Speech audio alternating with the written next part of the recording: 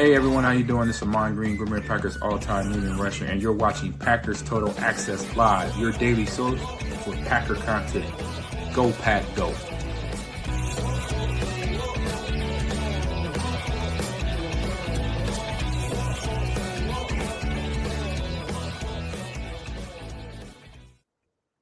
What's up, guys? Welcome into Packers Total Access. My name is Clayton. You can check us out on Packernet.com. Find me on Twitter at Packers_Access. Joined alongside Jacob in Wisconsin here to talk some Green Bay Packers on this glorious Sunday, May the 25th. Hopefully everybody's having an awesome weekend. Jacob, how you doing, bub? Well, I'm doing well. As we talked about pre-recording, I am quite teetering on a food coma. It sounds like you are in the same boat. And you know what? That's what this weekend is for. Like Blake B says, Happy Memorial Day. Vets, Thank you for your service. It's about remembering the fallen and eating some darn good food, which I did. So how are you? I'm doing great, man. It's funny, that's always a topic that crosses my mind.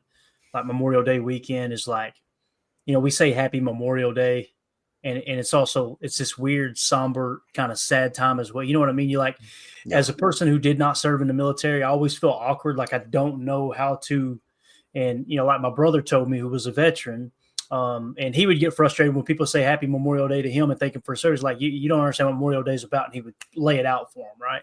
No. However, like he said, I have a hard time believing those men and women would have sacrificed their life, wanted us to just sit around and be sad. They did it so we could live free and live a happy, prosperous life. And I was like, that's a good way of putting it. It's still awkward for me, but obviously special shout out and thank you to everyone, all the men and women out there who continue to serve our country. I know it's not what Memorial Day is about, but you cut from the same cloth of those that, lay down the ultimate sacrifice. And it's hard not to get emotional to think that someone will be willing to do that for me and this silly little daily life that I live, talking football and, landscaping and this and that. But it's like, man, it's just awesome. Other than your brother, do you have a specific veteran you want to shout out? For me, when this comes around, I think of my Uncle Dan, passed away three years ago now. He was a Green Beret tunnel rat in Nam. The dude told me, some of the stories that I used to hear with him, me and my cousin Tyler, he would sit with us in deer hunting, and he didn't talk about anything. But for whatever reason, he felt comfortable with me and my cousin Tyler. And man, some of the stories I heard, I can't even imagine how the guy strapped up his boots every day. Right. Like I don't. It's way better man than I'll ever be. I'll tell you that. Yeah, my grandfather served in World War II. We go way back on the Bailey side of my family. We got a bunch of the men in our family that served in the Revolutionary War. That ended up, that's kind of what took them down into the Kentucky area. Was they were gifted lots of land down there for serving, in the military there in the Revolution. And my grandfather on my mother's side served in World War II. Did not pass away, while serving, but he was on a Pacific island in World War II as an aircraft mechanic and actually, flew on some bomber crafts and things like that. But my uncle, we knew him as Uncle Junior, which was Herschel Taylor Jr. He served in the Vietnam War as well. However, he had a different kind of PTSD, and we'll move on. I promise, guys. It's just, I'm glad they brought it up in the chat. It's important to talk about this type of stuff, but he had a form of PTSD that was more guilt related, Jacob. He got drafted to Vietnam, and then when he got to Vietnam, they didn't see him as physically able because of a disability to actually go onto the front line. So he was in the office. He was doing desk work, and he lived his entire life with like this crazy amount of just sorrow, I guess. What's the right word? Guilt, I guess you could say.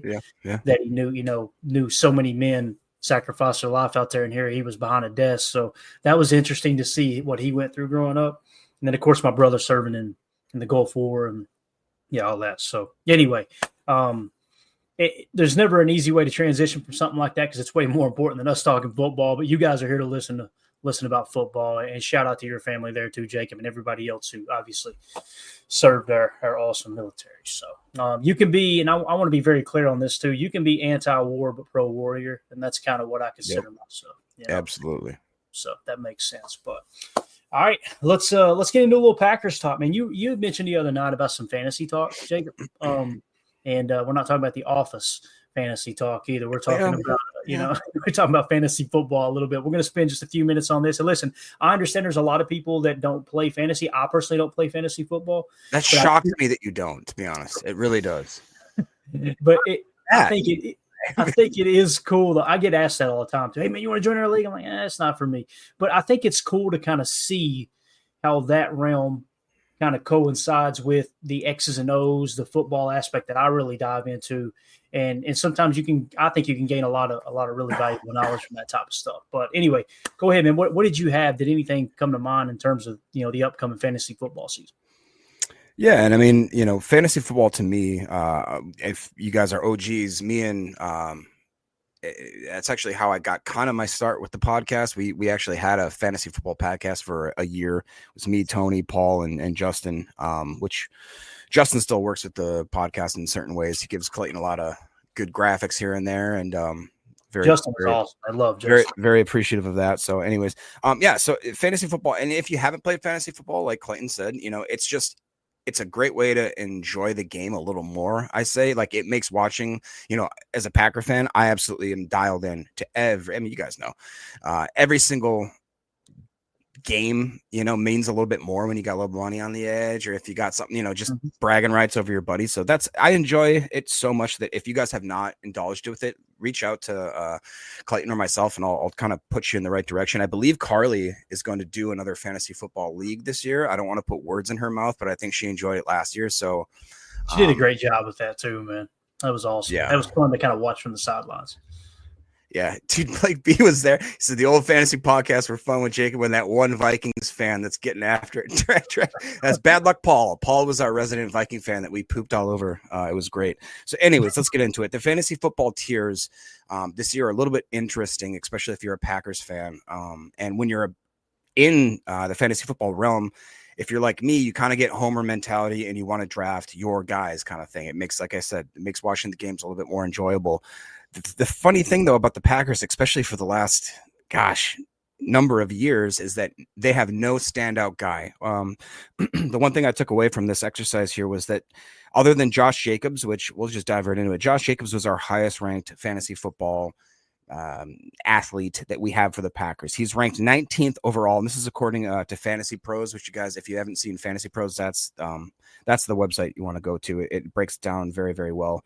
They have him ranked 19th overall. He's stuck in between guys like Drake London and Bucky Irvin. He has a 4 out of 5 strength of schedule rank, which means that this is a great schedule for Josh Jacobs if you want to draft somebody like that. And I think the Packers are going to direct their offense to absolutely run through Josh Jacobs. I just feel like that's what's going to happen. He's drafted as the 8th overall running back, which I think is even a little bit shorten him a little bit of his due credit there. He's drafted in the 2nd or 3rd round, depending on if you have an 8 or a 12-man team.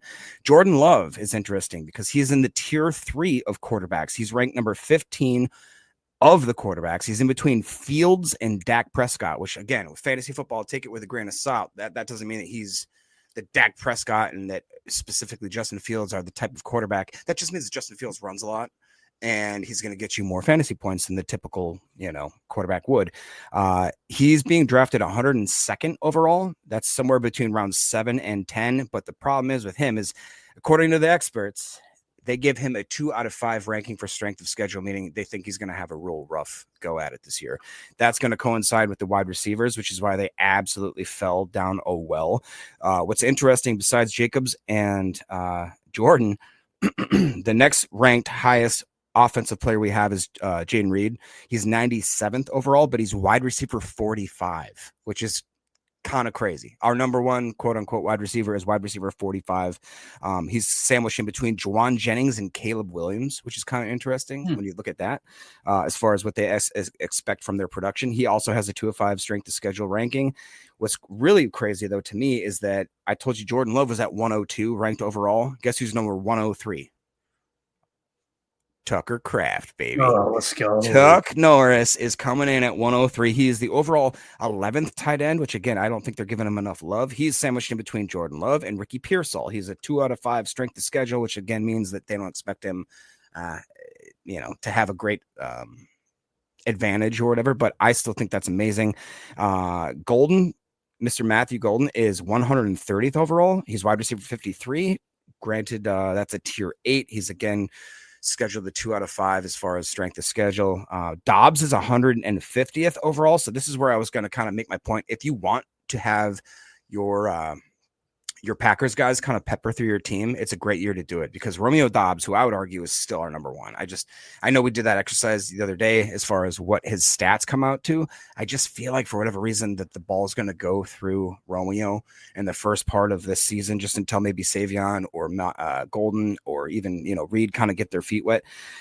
And then Marshawn Lloyd was 165th overall, running back 54. And that kind of surprised me, because we obviously haven't seen a lot from him, but I really do think that they're going to try to get him involved. And as much as I love our other running backs, it's a tough backfield to try to understand, other than Josh Jacobs, obviously, who's going to get the ball, because I could see them going through Chris Brooks. They obviously love, who else am I thinking of, Clay?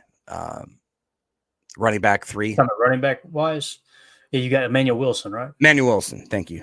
So it's to me, it'd be tough for him to crack through the depth chart like that. But you watch the USC clips of Lloyd, and it makes you understand as to why people are projecting him in a fantasy league, because they're like, if this guy actually gets these touches, and if he spells Jacobs in a way, it's a fun group to look at. And as always, like I said, most years the Packers wide receivers, other than Devontae Adams, have just been falling by the wayside. So what I would suggest for you is, if you are in a fantasy league, save your last 3 picks, get yourself either Dontavian Wicks, get yourself Luke Musgrave, and then get yourself maybe like a Savion or a Michael. I mean, Golden's, like I said, going pretty high just because he's the number 1 draft pick, but nobody's drafting Savion. Nobody is. So that's really interesting there, because, they may be able to pop him into the backfield and get some really, really easy fantasy points there.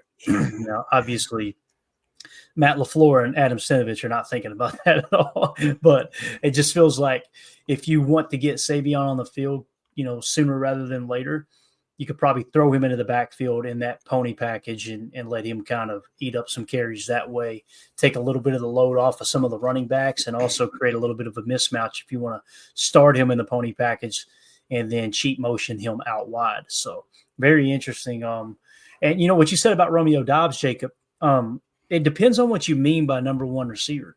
There's no doubt about it that if he hadn't got hurt last year, he would have led the team in targets. There's no 2 ways about it. That tells me that Matt LaFleur sees him at least as an equal number 1 to everyone else on the team.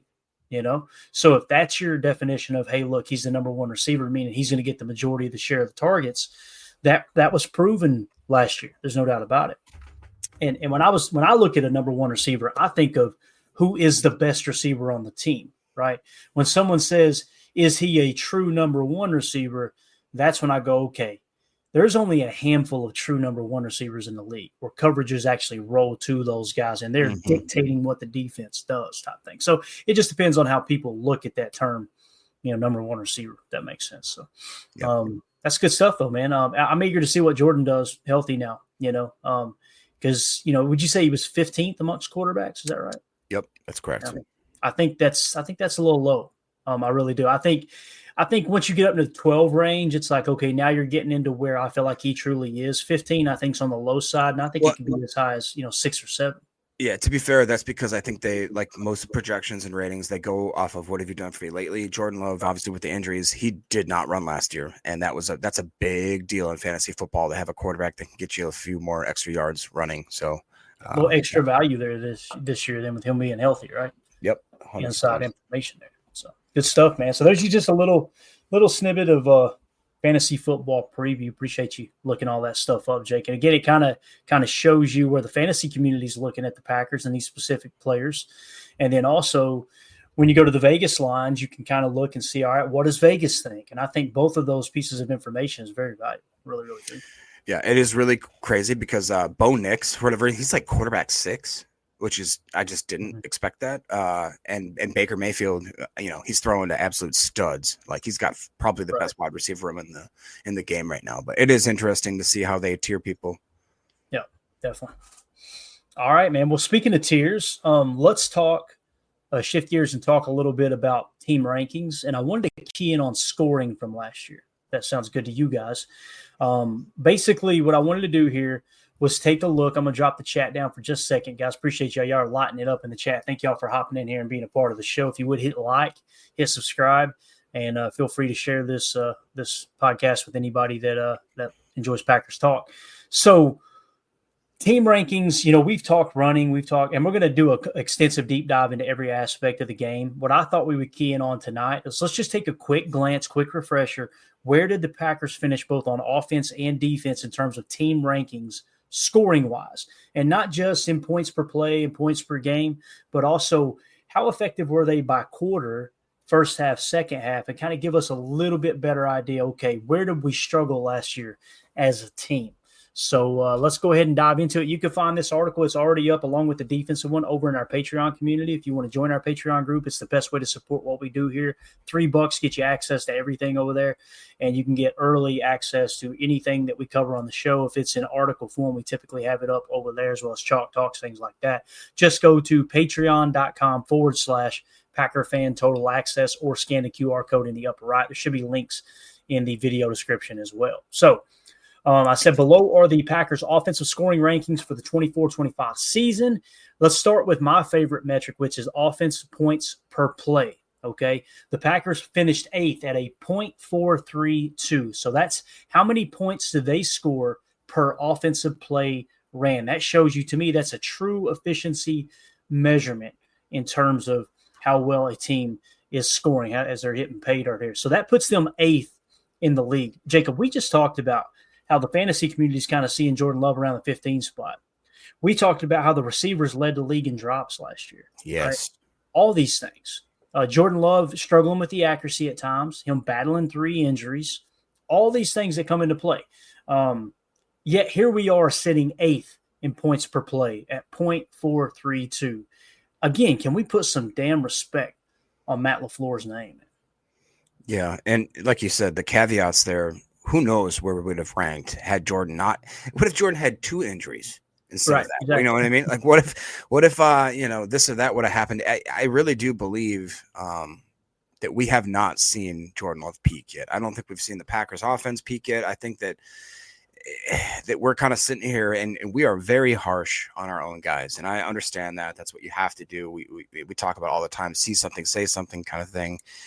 I get that. It's just that we do need to actually give this team a little bit of, what's the word, grace, and just say, hey, man, last year didn't go exactly like we thought, and we still made some pretty good lemons out of that lemonade, or lemonade out of those lemons. You know what I mean? So, and I am excited, and the off season is, the hopium season, and I got it for sure. You look on paper and damn, our offense looks good, man. Like you really do look at it down the line, and it seems as if that we are in line to be successful. I would definitely like to see us absolutely grab that. But 8th, after everything that happened last year, being 8th overall in offensive points per play tells you that this team hasn't cracked their potential yet. And you look at the teams in front of us: Detroit, Buffalo, Baltimore, Tampa Bay, Philadelphia, Cincinnati, Washington. What do those all have in common? Well, they made the playoffs, and one of them won the Super Bowl. It's rare air to be in, if I may say.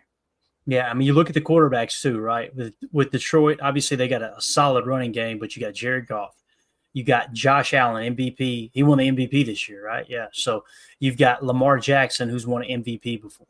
You've got Baker Mayfield, who I remember when they ran him out of Cleveland, I was like, man, I was wrong on Baker. I thought he was the real deal. I mean, if they don't want him, and he bounced around. He went to Carolina. I think he might have went to the LA Rams for a year. I can't remember for sure. And then he ends up in Tampa, and lo and behold, he's the real deal. So it was right all along, man. Baker is a damn good football player. Yeah. Now, whether you like the antics or not, I think he's one of those rare occasions where someone is very vocal, very boisterous, and his teammates thrive off of it, as opposed to others sometimes will kind of, it just doesn't. I would personally, if I was a Tampa Bay fan, I'd love Baker Mayfield. He'd get me. I'd buy a jersey. The dude's, he's my kind of guy. And then obviously you got Philadelphia Eagles there with Jalen Hurts, one of the best quarterbacks in the league. Joe Burrow, who threw for damn near 5,000 yards this past year, if I remember correctly. And, of course, Jaden Daniels, who just lit the league on fire.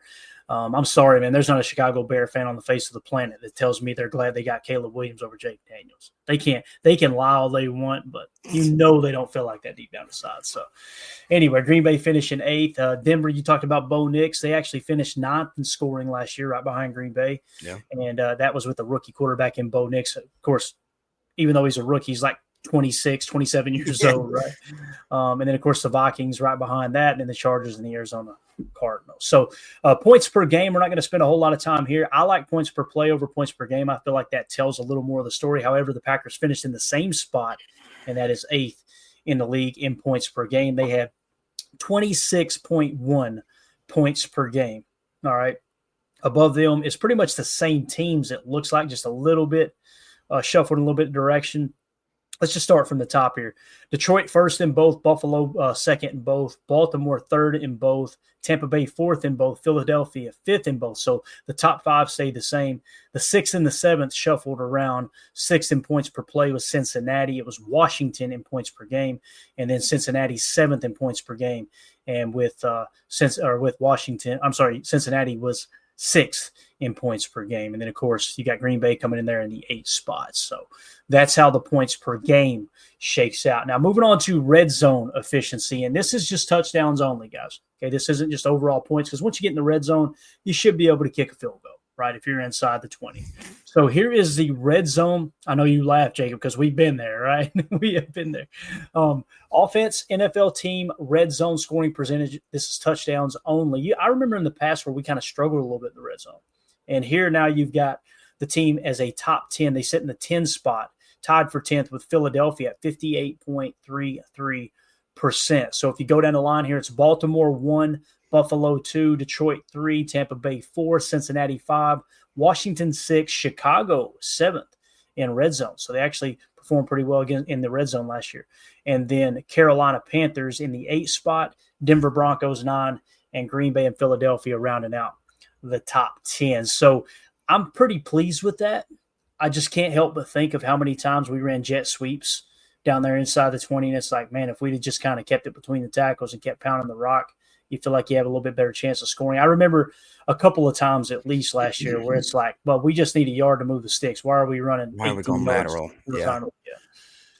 Yeah, I agree. And you know what? I mean, like you said, there's a number of plays. If we just dictate a few different, decisions, we're probably top 7, top 6, top 5, somewhere in there. And I loved back in the day, was it Rodgers and whoever else? It was the gold zone. It wasn't the red zone. I like gold. I like gold.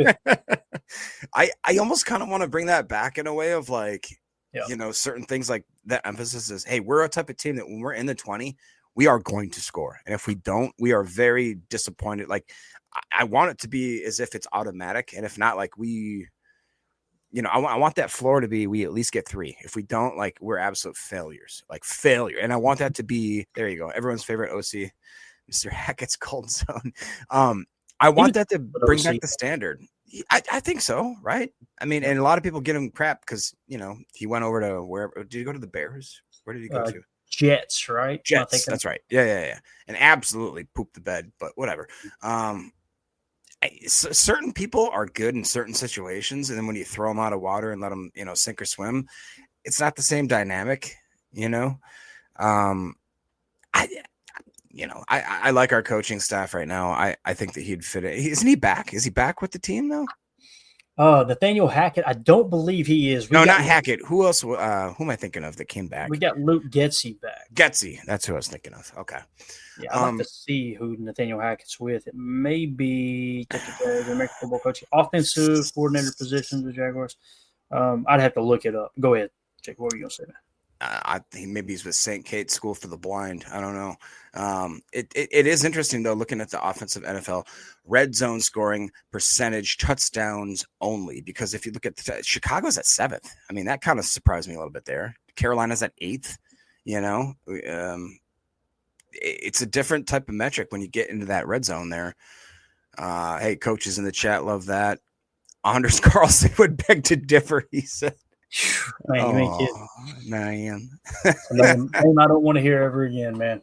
Golly, I've never seen people get so upset over a kicker before in my life, man. It was bad. It got tough out here in these Packer fan streets.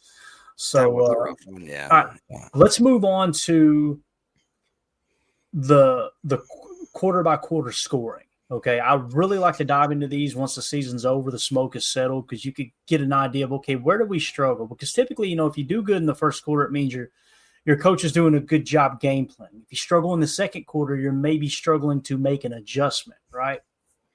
Third quarter, fourth quarter obviously kind of speaks for itself. And you guys know we always talk about the first quarter. There's three aspects to a game. The first quarter, you're gathering information. The second quarter is all about making an adjustment and controlling the middle eight and going into the third quarter. And then, of course, the fourth quarter is a standalone game. Throw the game plan out the window. What has worked? What hasn't? What are they doing to attack you? You make that adjustment. You do whatever the heck you got to do to win the ball game. So when we go quarter by quarter here, the Green Bay Packers were off to a fast start last year. And if I remember correctly, the year before, they really struggled with that. So they finished third in first quarter points scored, third in the entire National Football League. First was Tampa Bay with 6.7 points on average. Minnesota Vikings were second at 6.1. Then the Green Bay Packers at 6 points per first quarter. Cincinnati was fourth, Washington fifth, Baltimore 6, Buffalo 7, Tennessee 8, LA Chargers 9, Houston 10. So you'll notice here, the Philadelphia Eagles ended up winning the Super Bowl. They're not even in the top 11 in terms of points they scored in the first quarter. So I'm eager to see where they fall into place here in a second. But, Jacob, one thing's for sure, based off of points scored in the first quarter last year, Matt LaFleur got that whole that monkey off his back where he was struggling to get off to a fast start every game. So definitely a positive there. Yeah, I mean, honestly, I remember watching, like Ed said, we seem to need to start fast. I agree with that kind of, because it seems as if that the games that we didn't get that, opening drive, just a little bit of juice, it just took so long. It took so long to grease those wheels, it felt like. And it was painstaking, because obviously the Packers want to come out with a strong start. And I remember years when I can't remember the exact year, but it was like the Packers, I believe, were one of the only teams that scored like on their opening drive. Almost some sort of record type thing. I think it was with Aaron, and it just made the whole flow of the game. Like when you start that drive, you score first, even if it's 3. You know what I mean? Even if it's 3, you just kind of say, okay, all right, I'll take that. And you have a little bit of calmness about yourself, and you go through the game, and you just have – I remember watching the box score, and it did seem like that you'd see that first quarter, second quarter, and the third quarter kind of thing. But when you did see that initial blitz kind of thing, the initial scoring blitz, I should say, in the first quarter, it always seems like it works out a little bit better in our favor. It just seems like it sets that course for being a little more easy there. Yeah. If we take a quick glance back to the red zone scoring percentage in terms of touchdowns, Packers finishing 10th at a 58.33. They were 5% higher than 2023. So they improved tremendously in red zone touchdowns scored, right?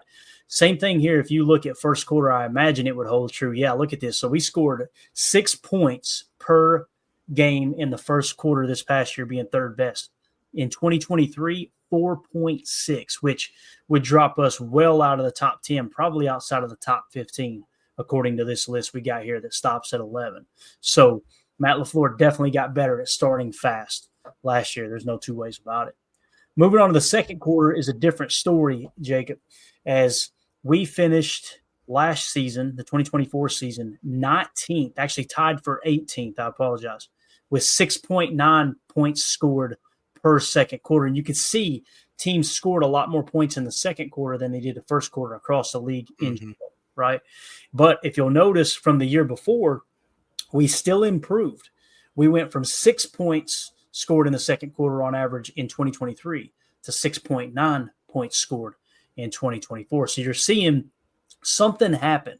Some kind of shift occurred in Matt LaFleur's offense. Maybe it was Jordan Love being more comfortable, although I think we would agree he didn't play as good last year as he did the second half of 2023. So maybe it's the emergence of Josh Jacobs and establishing the run a little earlier. That could have been it. But nonetheless, man, you want to see yourself much higher on this list in terms of second second quarter points scored, but you did still improve from the previous year.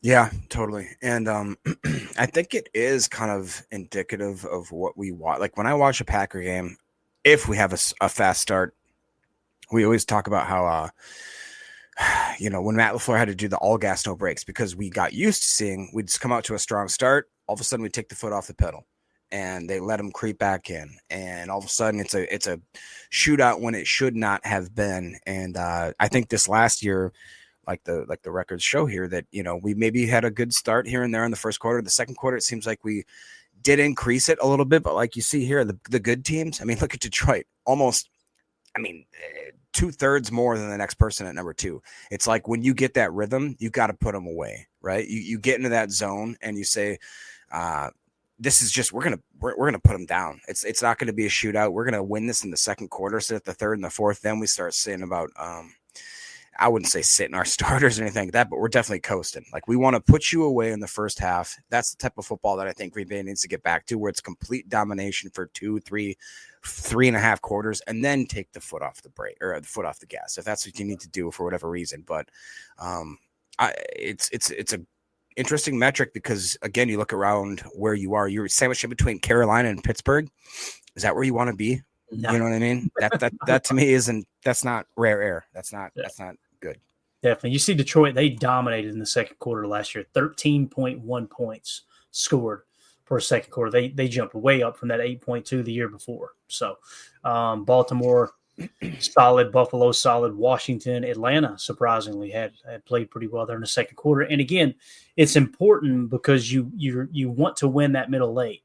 The first step of winning that middle late is to obviously perform very well in the second quarter and then come out in the third quarter and make sure that if you're on defense, hey, look, you're preventing them from grabbing that momentum or keeping that momentum with their offense on the field, and vice versa on offense. You want to keep the pedal down for sure. So, I like what 2-0 for this says. Take the foot off the gas in late February. Amen to that. Yeah. All right, let's move on to the third quarter. Third quarter, Green Bay is tied for 8th best in third quarter points scored with a 5.7. You're going to notice the numbers are significantly lower for this in the second quarter. Why is that? Again, Bill Belichick 101. First quarter, gathering information. Second quarter, you make your adjustment and focus on controlling the middle late. So as teams made their adjustment, you get that defense back on their heels, right? And you just kind of throw the pedal down. That's what you're seeing here in the third quarter. However, this is where it gets really strange, because let's say the first quarter you go out, you're gathering information, you perform better in the second quarter. Let's say that's the case here, And then when you get into the third quarter, those teams are making second half adjustments for you, right? They're making adjustments. Okay, here's what they're doing. Let's stop them. That's typically why teams bog back down in the third quarter. It's not that they're taking their foot off the brake. It's you got to make that decision. Do we continue doing what we know is working right now? Or do we look to make an adjustment knowing they're going to make an adjustment? And sometimes you can outsmart yourself. You can see ghosts out there, as most coaches say. So really, really cool, though, that Green Bay finished 8th here at 5.7 points per third quarter. Tampa Bay was tied with them in that spot. Right above them in the 7th spot was the Philadelphia Eagles and the Pittsburgh Steelers at 6.3. And then you had Cincinnati and Minnesota tied for 4th with 6.6. Baltimore in the 3 spot, 7.4. And then Buffalo in the number 2 spot at 8.1. And then, of course, once again, leading the way, the Detroit Lions with 8.8 points scored. And that's a huge jump from 2023. Now, when you look at Green Bay and what they did, they actually took a step back last year from the previous year in terms of third quarter points scored. And again, I don't think it's a coincidence that their numbers went way up in the second quarter last year, and then they went down, or they went way up in the first quarter for sure, first half in general, and then they go down in the third quarter. Because again, when you're having success, the defense adjusts, and that's typically why you get this seesaw effect. So, that Packers team in 2023 was interesting. I remember going in out of halftime and being like, we got this. Like, you know what I mean? Like we were just, it seemed like we came out and we were just ready to score some points. And it is interesting to think about how the dynamic of that works. Whereas if you start the game off kind of strong, the defense makes adjustments. Like you said, you go into halftime, all of a sudden everybody has the schematics. They're making in-game adjustments. I would really like us to harness that again and just be able to come out of. It's been a while. Like if I'm crazy, like where it seems like we actually came out of the second half and did make certain adjustments where it's like we were coming out with our piss hot, And I that's the one thing that I'll throw at Matt LaFleur is it seems like that we get complacent with the bye weeks, going to weird situations, away games, and then coming, out of a half. I just feel like there's something there. We need a little bit more of a Dan Campbell essence to get these guys jacked up. Like I want them running through brick walls. You know what I mean? I don't want them coasting and kind of feeling this or that. I really do think we need more of a motivation to get these guys back to where I want them up there in the Detroit range. I want them coming out of here and scoring the most points in the league out of that adjustment period in the halftime. That's what I want. Yeah. All right, fourth quarter. This was a pleasant surprise here as you see in fourth quarter scoring in terms of points per game. The Green Bay Packers finished in the 8th spot at 7.6 points per game, actually tied for sixth. Yeah. So they were tied for 6th with Baltimore, Denver, and then, of course, Green Bay there. What's really cool is Green Bay jumped from 5.6 points scored in fourth quarters in 2023 all the way to 7.6. So you, in a league where most games are decided by 3 points or less, here you jumped a full 2 points scored in the most important quarter of the game.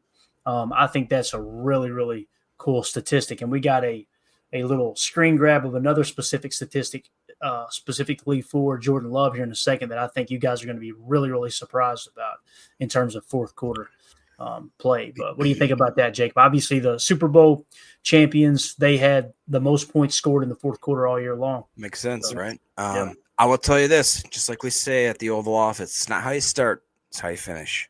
All right. And I'll just say that, the Packers, if you're going to pick a metric where they should be towards the top, fourth quarter, that's when all the money's on the table. You know what I mean? And I will say that is one thing about Green Bay that I've always loved is that they turn it on in the fourth quarter. And obviously we wish they maybe would have turned it on in the third. It just seems that, as you guys know, like watching the games, if you're like me, you get so nerve-wracked. And the fourth quarter, it just seems like that every play is do or die. And most of the time it turns out okay for us, but it's just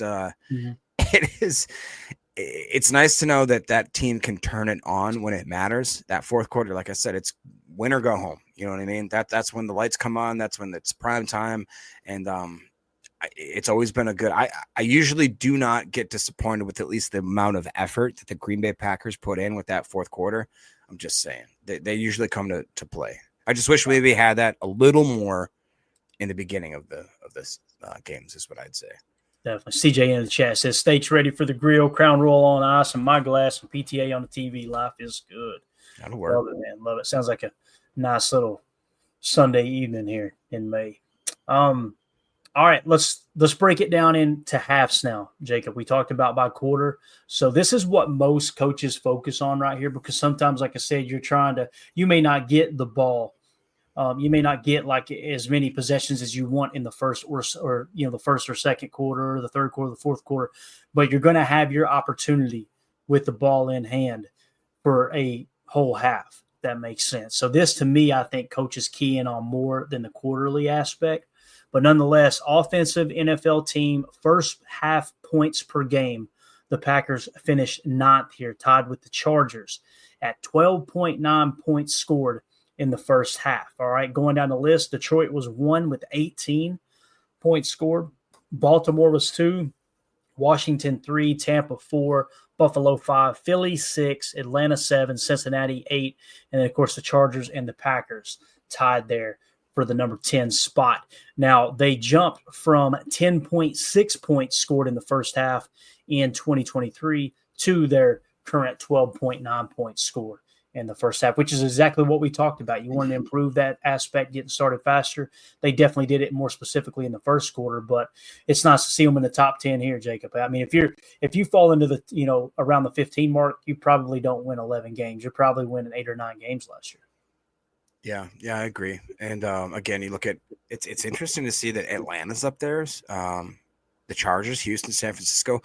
It does show that certain teams can start hot and then absolutely just flash out. I think it's consistent that Green Bay is, correct me if I'm wrong, but we're consistently in this metrics like top 8 top 10. It seems like almost we're consistently inconsistent, if that makes sense, where it's like we're kind of just hanging around that 8 to 10 range, which isn't bad, isn't great, but it's like that's what we need to take the step into being a team like the Detroit, Baltimore, people that are going to really be contenders. And, the first half is definitely something. I know Clayton loves the middle 8, that metric. Does that tie into this at all? Can you see any parallels between the middle 8 and first half scoring?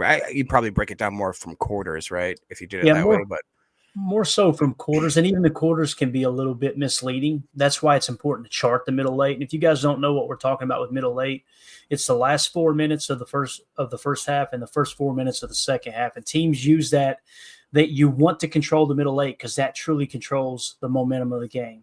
And I know there's some fans that they just love spreadsheets, love numbers. That's all that matters. And they like to just pretend that momentum isn't it is a real thing. You don't believe me? Go back and watch the Chicago game last year. What did Matt LaFleur talk about in his draft day interview there? I think it was on the Pat McAfee show, or it might have been the Rich Eisen show. He talked about how he mismanaged the clock and the possession there when it came to, I think it was the Chicago game where you ended up giving up points right before the half when you had the ball. This is where I differ from a lot of fans, maybe not the majority of fans, but many fans. We probably differ a little bit on this, Jacob. How many times have I gotten into arguments with people in the chat when they go,